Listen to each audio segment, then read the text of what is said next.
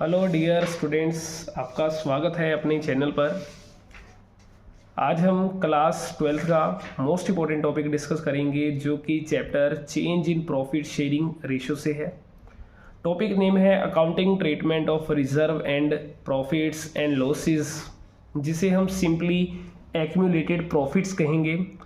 और टोटल हमारे पास 7 तरह के प्रॉफिट्स होते हैं जिसे हम शॉर्टकट के अंदर 7 आइटम्स के नाम से याद रखेंगे, जिसमें से फर्स्ट है हमारे पास जनरल रिजर्व, सेकंड है रिजर्व फंड एंड थर्ड है workman compensation fund, fourth investment fluctuation reserve, fifth profit and loss credit balance, 6 accumulated profits and 7 contingency reserve. इन्हें आप शॉर्टकट के अंदर 7 आइटम्स कह सकते हैं जी। और ये जितने भी प्रॉफिट्स होते हैं, ये प्रॉफिट्स आपको liability side of balance sheet में गिवन होंगे, और इन सारी की सारी लायबिलिटीज़ का जो बैलेंस होता है क्रेडिट बैलेंस होता है।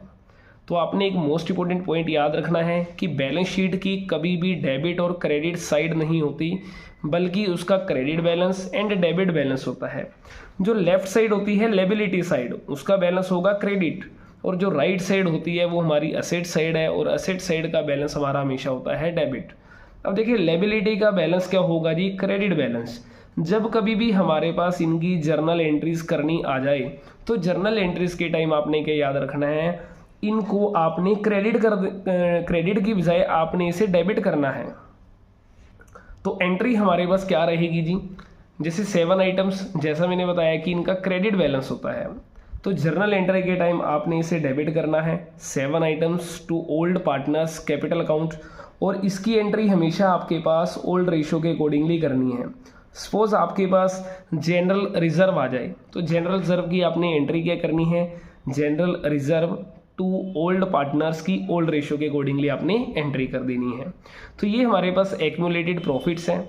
इसी तरीके से हमारे पास कुछ एक्यूमुलेटेड लॉसेस हैं, जिन्हें हम शॉर्टकट के अंदर 3 आइटम्स कहेंगे, और इन 3 आइटम्स का हमारे पास ऑलवेज डेबिट बैलेंस रहेगा।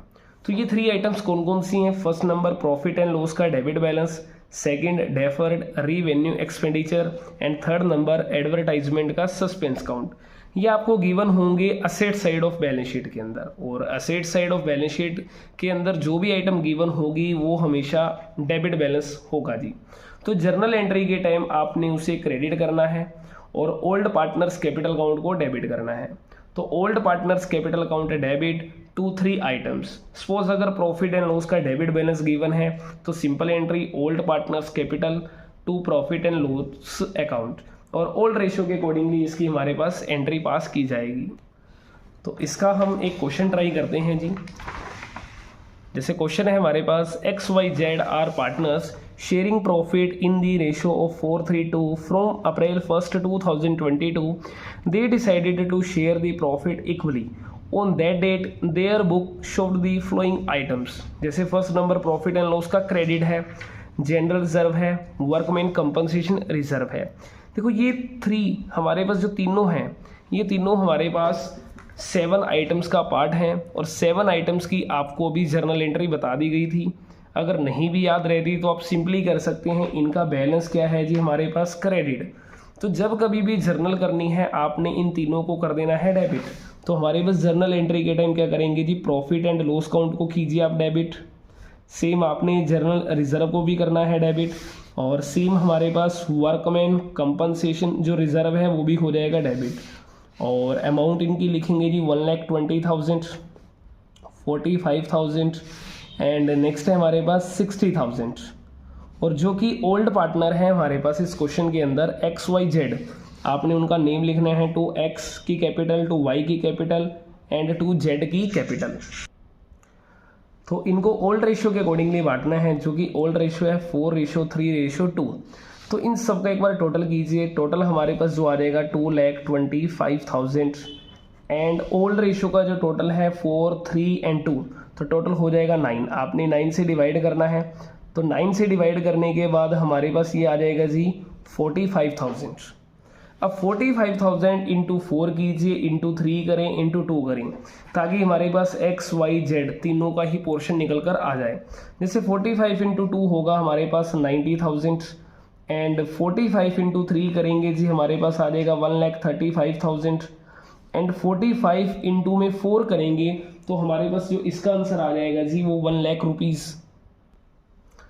तो फर्स्ट नंबर 9 इंटू में 2 तो हमारे पास टोटल 25 बनेगा। 25 इंटू में हम 2 करेंगे 50,000, देन ये 75,000 आ जाएगा जी, एंड जो थर्ड हमारे पास तैयार हो जाएगा जी वो 1 लाख रुपीज़ के अकॉर्डिंगली हो जाएगा। तो इस तरीके से हमारे पास ये 7 आइटम्स की एंट्री थी। और एडवर्टाइजमेंट सस्पेंस काउंट जो कि डेबिट बैलेंस है और जो कि हमारी 3 आइटम्स होंगी, और 3 आइटम्स की हम जर्नल एंट्री जो करते हैं वो हमारे पास क्या होगा जी, 2 एडवर्टाइजमेंट का सस्पेंस अकाउंट और ओल्ड पार्टनर जो है हमारे पास XYZ, तो XYZ टू एडवर्टाइजमेंट का सस्पेंस अकाउंट हमारे पास की एंट्री हो जाएगी। और हमारे पास एडवर्टाइजमेंट की अमाउंट है जी 90,000। तो 90,000 को आपने 4:3:2 के अकॉर्डिंगली डिस्ट्रीब्यूट करना है। तो 90 डिवाइड बाई 9 कीजिए, 10 आ जाएगा। 10 इंटू में 4 करेंगे 40,000, इंटू 3 करेंगे 30, इंटू में 2 करेंगे 20,000। तो इस तरीके से हमारे पास ये 3 आइटम्स की भी एंट्री हो जाएगी जी। देखिए ये हमारे पास सिंपल रिजर्व थे। कुछ हमारे पास स्पेसिफिक रिजर्व होते हैं, लाइक जैसे कि आपका इन्वेस्टमेंट फ्लक्चुएशन रिजर्व हो गया, वर्कमैन कंपनसेशन रिजर्व हो गया। जब इनकी हमें एडजस्टमेंट गिवन हो तो हमने उनको किस तरीके से हैंडल करना है। जैसे कि हमारे पास फर्स्ट क्वेश्चन है जो वर्कमैन कंपनसेशन रिजर्व से रिलेटेड है। तो देखिए वर्कमैन कंपनसेशन रिजर्व हमेशा वर्कर के लिए ही बनाया जा रहा है। अगर वर्कर को कोई भी क्लेम है तो इस वाली अमाउंट में से हमने निकाल कर उस पर्सन को अमाउंट दे देनी है। अगर उस पर्सन का कोई क्लेम है तो, अगर क्लेम नहीं है तो यही अमाउंट हमारे पास ओल्ड पार्टनर की ओल्ड रेशो के अकॉर्डिंगली डिस्ट्रीब्यूट की जाएगी। तो जैसे क्वेश्चन शुरू करते हैं जी, PQR 3:2:1 है। उन्होंने डिसाइड करा कि उनकी फ्यूचर की रेशो 4:3:2 हो जाएगी। लायबिलिटीज़ के अंदर आपको रिजर्व गिवन है 60,000 का। कह रखा है show the accounting treatment under the following alternative cases. तो हमारे पास जैसे फर्स्ट केसेस दे रखा है, if there is no other informations, कह रहा है कि कोई भी जानकारी नहीं, किसी वर्कर को क्लेम आपने पे करना है या नहीं करना। जब भी कोई इन्फॉर्मेशन गिवन ना हो तो आपने सिंपली क्या करना है, जैसे हम रिजर्व या प्रॉफिट्स की एंट्री करते हैं, सिंपल आपने एंट्री करनी है जी। जैसे कि workman compensation reserve to old partner की ओल्ड रेशो के अकॉर्डिंगली आपने एंट्री को पास कर देना है। जैसे अमाउंट मेरे पास 60,000 है तो उनकी जो ओल्ड रेशो थी क्वेश्चन के अकॉर्डिंगली वो 3:1 थी। तो आपने 60 को डिवाइड कर दीजिए आप 6 से, क्योंकि 3:2:1 का टोटल 6 होगा तो 10 आ जाएगा। 10 इंटू में आपने P के अकॉर्डिंगली 3 करना है, Q के अकॉर्डिंगली 20 करना है एंड R के अकॉर्डिंगली 10 करना है। तो ये हमारे पास फर्स्ट केस की एंट्री होगी जब हमारे पास कोई भी इंफॉर्मेशन गिवन ना हो तो। अगले में क्या रखा है, इफ ए क्लेम, आप मानकर चलें क्लेम मतलब होगा चोट, कि वर्कर को अगर चोट लग जाए 24,000 की तो देन हमारे पास क्या इसका ट्रीटमेंट करना है जी। तो सेकंड केस के अकॉर्डिंगली जैसे आपने लिखना है वर्कमैन कंपनसेशन रिजर्व 60,000 का। देखो वर्कर का अगर क्लेम है या नहीं है, रिजर्व आपका हमेशा डेबिट करना ही करना है, क्योंकि अगर क्लेम है तो उसको क्लेम की अमाउंट पे की जाएगी, अगर नहीं है तो वही अमाउंट हमने पार्टनर की रेशियो के अकॉर्डिंगली डिस्ट्रीब्यूट करके दिखा देनी है। तो वर्कमैन कंपनसेशन रिजर्व हो जाएगा 60 का, और जो भी क्लेम होगा क्लेम के लिए हमने लाइन लिखनी है to provision for workman compensation claim, हमारे पास जो कि 24,000 रुपीज़ का है।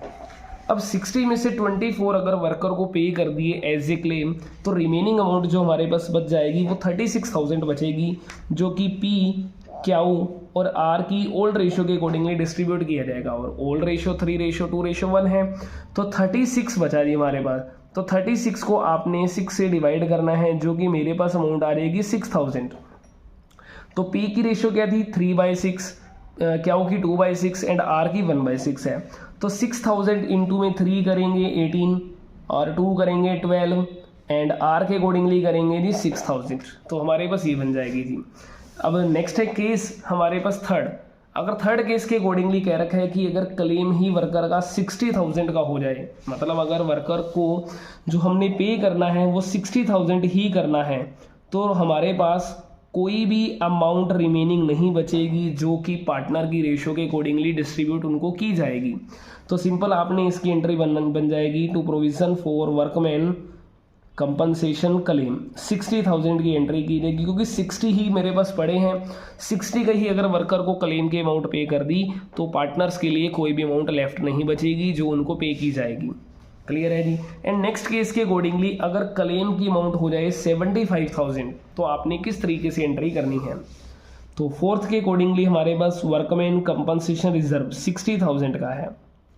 अब देखो आपने जो वर्कर को कंपनसेशन का जो अमाउंट पे करना है तो उसके लिए to provision for workman compensation claim मेरे पास 75,000 का है, तो 15,000 का मैं रिवैल्यूएशन अकाउंट को डेबिट कर दूंगा जो कि मेरे पास लॉस है जी। अब उसके बाद इसी रिवैल्यूएशन की एक एंट्री आपने और पास करनी है। देखो रिवैल्यूएशन का मतलब होता है किसी भी चीज़ का आपने रीवैल्यूड करना। देखो रीवैल्यूड मतलब सिंपली आप ये कह सकते हैं कि आज की डेट पे मेरे को पता लग गया कि मेरे पास 60,000 रुपीज़ पड़े थे, 75,000 रुपीज़ एज ए कंपनसेशन के तौर पर मेरे को वर्कर को पे करने पड़े, तो मेरे पास 15,000 रुपीज़ का लॉस हो गया जो कि इन दोनों का डिफरेंस है। रिवैल्यूएशन को डेबिट कब करना है जी, जब हमारे पास लॉस होगा। क्रेडिट कब करना है, जब हमारे पास प्रॉफिट होगा। अब आपने एक पॉइंट याद रखना है, जैसे ही वर्कमैन कंपनसेशन रिजर्व के अंदर पार्टनर्स का शेयर होता है, सेम पॉइंट। अब जैसे ये लॉस है जी, तो इस लॉस के अंदर भी पार्टनर का शेयर हमेशा रहेगा। तो उसके लिए हमारे पास जो एंट्री पास की जाएगी नेक्स्ट, उसके लिए एंट्री हमने करनी है जी 2 तो कर देंगे रिवैल्यूएशन अकाउंट को जो कि 15,000 का है। उसके बाद हमारे पास जो पार्टनर है P है, Q है जी, R है, इनको भी हमने उनकी ओल्ड रेशियो के अकॉर्डिंगली एंट्री पास करके दिखा देनी है और इसे हम डिवाइड करेंगे। डिवाइड करने के बाद हमारे पास जो अमाउंट आ जाएगी 2,500। अब 3 to 5 के अकॉर्डिंगली करना है तो 2,500 इंटू 3 करें जी, इंटू में 2 कीजिए एंड इंटू में करेंगे हमारे पास 1, तो हमारे पास ये एंट्री इसकी पास हो जाएगी जी। तो ये हमारे पास था एक स्पेसिफिक रिजर्व से रिलेटेड क्वेश्चन जो कि वर्कमैन कंपनसेशन का था। आई होप कि आपको ये क्वेश्चन समझ आया होगा। उसके बाद देखिए जी नेक्स्ट एक क्वेश्चन और भी है हमारे पास जो कि इन्वेस्टमेंट फ्लक्चुएशन रिजर्व से रिलेटेड है, जो कि ये भी हमारे पास एक स्पेसिफिक रिजर्व है। तो इस क्वेश्चन को हम सोल्व करते हैं जी। तो देखिए जी हमारे पास क्वेश्चन है जैसे P/Q/R 3:1 रेशियो है, फ्यूचर की रेशियो इनकी इक्वली है, बैलेंस शीट के अंदर आपको रिजर्व भी गिवन है, इन्वेस्टमेंट एट कॉस्ट भी गिवन है। देखो इन्वेस्टमेंट एट कॉस्ट इस चीज़ का मतलब ये है कि हमारे पास ये बुक वैल्यू है जितने में हमने कोई भी ये कह लो किसी भी जगह हमने अमाउंट को इन्वेस्ट करा है तो उसकी वैल्यू 5 लाख रुपीज़ है, या सिंपली हम ये कह सकते हैं कि मैंने या फर्म ने 5 लाख रुपीज़ कहीं इन्वेस्ट कर रखे हैं। अब हमारे पास कुछ एडजस्टमेंट दे रखी हैं। एडजस्टमेंट के अंदर आपको जो ये वैल्यूज़ गिवन है इन वैल्यूज़ को हम कहते हैं मार्केट वैल्यू, कि मार्केट के अंदर इन्वेस्टमेंट का रेट आज क्या चल रहा है। तो जैसे फर्स्ट केस कहता है if there is no other information, कह रहा है कोई भी जानकारी नहीं कि इन्वेस्टमेंट की वैल्यू इंक्रीज हुई या डिक्रीज हुई। देखो जब भी ऐसा केस आ जाए तो आपने करना है क्या है जी, इस रिजर्व को आपने डिस्ट्रीब्यूट कर लेना है। तो हमारे पास जैसे फर्स्ट केस के अकॉर्डिंगली एंट्री की जाएगी investment fluctuation reserve to P to Q and to R, उनकी ओल्ड रेशियो के अकॉर्डिंगली एंट्री आपने पास करके दिखा देनी है। 30,000 है ये हमारा, ठीक है जी, और इनकी जो ओल्ड रेशियो है वो 3:2:1 है, तो उसके अकॉर्डिंगली एंट्री करनी है। 30,000 डिवाइड बाय 6 करेंगे, 5 आ जाएगा, 5 इंटू 3, 5 इंटू में 2 एंड 5 इंटू में 1। तो ये हमारे पास फर्स्ट एंट्री हो जाएगी जब हमारे पास कोई भी इंफॉर्मेशन गिवन नहीं है कि मार्केट के अंदर इन्वेस्टमेंट की वैल्यू इंक्रीज हुई या डिक्रीज हुई। सेकंड है हमारे पास case if the market value of investment is ₹5 lakh. देखो आपने 5 लाख रुपीज़ ही कहीं इन्वेस्ट करें और 5 लाख रुपीज़ ही आज उसकी वैल्यू है। इट मीन्स आपको मार्केट के अंदर से इन्वेस्टमेंट पर कोई प्रॉफिट और कोई लॉस नहीं हो रहा। तो सिंपली फिर मैं इस रिजर्व का क्या करूँगा, इस रिजर्व को सेम मैं केस नंबर फर्स्ट के अकॉर्डिंगली ही एंट्री पास करके दिखा दूंगा। जैसी केस नंबर फर्स्ट में एंट्री करी वैसे ही सेम एंट्री मैंने सेकंड केस के अंदर भी करके दिखा देनी है, क्योंकि मार्केट की वैल्यू सेम है इन्वेस्टमेंट की। क्लियर है जी। अगर इन्वेस्टमेंट की market value and book value same हो तो आपने सिंपली यही एंट्री करनी है जो सिंपल रिजर्व को बांटते आए हैं। केस नंबर थर्ड देखते हैं जी। केस नंबर थर्ड के अकॉर्डिंगली मार्केट जो वैल्यू है इन्वेस्टमेंट की वो 4,88,000 है। अब ध्यान से देखिए जी, हमारे पास इन्वेस्टमेंट फ्लक्चुएशन रिजर्व को आपने हमेशा डेबिट ही करना है, चाहे मार्केट के अंदर इन्वेस्टमेंट की वैल्यू इंक्रीज हो चाहे डिक्रीज हो। और तो 2 करेंगे जी हम इन्वेस्टमेंट वर्ड को क्रेडिट, क्योंकि इन्वेस्टमेंट मेरी एक असेट्स है और असेट्स की वैल्यू जब भी इंक्रीज होगी डेबिट, जब भी डिक्रीज होगी क्रेडिट। देखो 5 लाख की थी, आज उसकी वैल्यू 4,88,000 रहेगी। इट मीन्स 12,000 की मार्केट की वैल्यू डाउन हो चुकी है, कि इन्वेस्टमेंट की मार्केट वैल्यू डाउन हो चुकी है। तो रिमेनिंग मेरे पास कितना बच गया जी 18,000। तो ये रिमेनिंग अमाउंट हमने पी, क्यू और आर की ओल्ड रेशियो के अकॉर्डिंगली बांट देना है, जो कि 3:2:1 है। 18,000 बचता है रिमेनिंग अमाउंट, इन दोनों का डिफरेंस। तो 18 डिवाइड बाई 6 कीजिए, 3 आ जाएगा। 3 × 3 9 हो जाएगा, 3 × 2 6 हो जाएगा, 3 × 1 3 हो जाएगा जी। तो ये केस नंबर हमारे पास सेकंड था। केस नंबर थर्ड था जी हमारे पास। अब केस नंबर 4 की बारी है जी। केस नंबर 4 के अंदर कह रहा है कि अगर मार्केट की वैल्यू हो जाए जी 4,46,000 तो क्या एंट्री की जाएगी। तो देखिए फर्स्ट नंबर आपने इन्वेस्टमेंट फ्लक्चुएशन रिजर्व को तो डेबिट करना ही करना है, चाहे वैल्यू इंक्रीज हो रही हो चाहे डिक्रीज हो रही हो। तो 2 करें इन्वेस्टमेंट, क्योंकि मार्केट की वैल्यू अब आपकी 54,000 की डाउन हो चुकी है, क्योंकि 5 लाख की थी, आज वो 446 की रह गई। तो 54 का डिफरेंस आ चुका है। अब देखिए जी डेबिट में कमी आ रही है, तो डेबिट में जो कमी आई है उसे अपन ने रिवैल्यूएशन के नाम से पुट करना है, जो कि एक लॉस हो चुका है। अब जैसे ही ये लॉस हुआ, देखो अगर पार्टनर का प्रॉफिट के अंदर शेयर है तो लॉस के अंदर भी शेयर बनता है। अब एक बार आपने रिवैल्यूएशन को डेबिट करा तो दूसरी बार आपने रिवैल्यूएशन अकाउंट को क्रेडिट भी करना है, क्योंकि यही लॉस पार्टनर का भी है। तो इस रिवैल्यूएशन को आपने कर दिया री क्रेडिट। अब आपने पी, क्यू, आर को ही कर देना है डेबिट। क्लियर है। अगर प्रॉफिट के अंदर शेयर उनका ओल्ड रेशियो के अकॉर्डिंगली है तो लॉस के अंदर भी उनका शेयर ओल्ड के अकॉर्डिंगली होगा। 24 डिवाइड बाई 6 कीजिए तो 4,000 आ जाएगा। 4 × 3 4 × 2 एंड 4 × 1, तो हमारी पास ये एंट्री पास हो जाएगी जी। एंड लास्ट केस है जी जो हमारे पास है 5th केस। कह रखा है अगर मार्केट के अंदर इन्वेस्टमेंट की वैल्यू 5,06,000 रुपीज़ हो जाए। अब ध्यान से देखो, पहला पॉइंट ये मेरा प्रॉफिट है, इस प्रॉफिट को तो बांट ही लीजिए, क्योंकि हमारे पास अब डबल प्रॉफिट हो रहा है। तो इन्वेस्टमेंट फ्लक्चुएशन जो रिजर्व है मेरा वो हो जाएगा जी 30,000 का डेबिट, और आपने 2P, 2Q, 2R आपने ओल्ड रेशियो के अकॉर्डिंगली एंट्री कर देनी है इनकी, जो कि 15, 10 एंड 5,000 हो जाएगी। उसके बाद अब देखिए मार्केट के अंदर इन्वेस्टमेंट की वैल्यू 6,000 से इंक्रीज हो गई। अब देखो इंक्रीज होगी, अभी अभी आपको बताया था इन्वेस्टमेंट की वैल्यू अगर डाउन जा रही है तो क्रेडिट, अगर इंक्रीज हो रही है तो आपने इन्वेस्टमेंट वर्ड को कर देना है डेबिट। तो 6,000 से इंक्रीज हो रही है। अब ध्यान से अगर देखिए लॉस हो रहा था तो रिवैल्यूएशन वर्ड डेबिट होता है, अगर प्रॉफिट हो रहा हो तो रिवैल्यूएशन वर्ड को आपने क्रेडिट भी कर देना है। अब जैसे एक बार डेबिट होने के बाद उसको हम क्रेडिट करते हैं तो सेम पॉइंट, जैसे ही अब आपका क्रेडिट है रिवैल्यूएशन तो आपने उसे एक बार डेबिट भी करके दिखाना है, क्योंकि ये आपका प्रॉफिट है। तो प्रॉफिट को उन ओल्ड पार्टनर की ओल्ड रेशियो के अकॉर्डिंगली आपने एंट्री करके दिखा देनी है।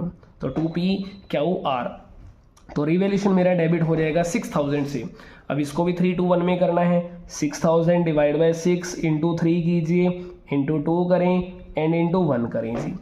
तो ये हमारे पास एंट्रीज थी जिसके अंदर हमने देखा अगर कोई भी स्पेसिफिक रिजर्व आ जाए तो उसको किस तरीके से आपने हैंडल करना है। तो आई होप कि आपको ये कॉन्सेप्ट समझ आया होगा, और ये कॉन्सेप्ट पेपर के व्यू से मोस्ट इंपॉर्टेंट है, क्योंकि यही कॉन्सेप्ट आपके पास 3 चैप्टर के अंदर रिपीट होने वाला है। तो 1 क्वेश्चन एटलीस्ट आपको जरूर मिलेगा फाइनल पेपर के लिए। तो आई होप कि अगर आपको वीडियो अच्छी लगी हो, कॉन्सेप्ट समझ आया हो, तो वीडियो को लाइक करें एंड अपने दोस्तों के साथ शेयर करें जी, और कमेंट बॉक्स के अंदर कमेंट ज़रूर करें अगर आपको कोई भी डाउट लगता है। Thank you.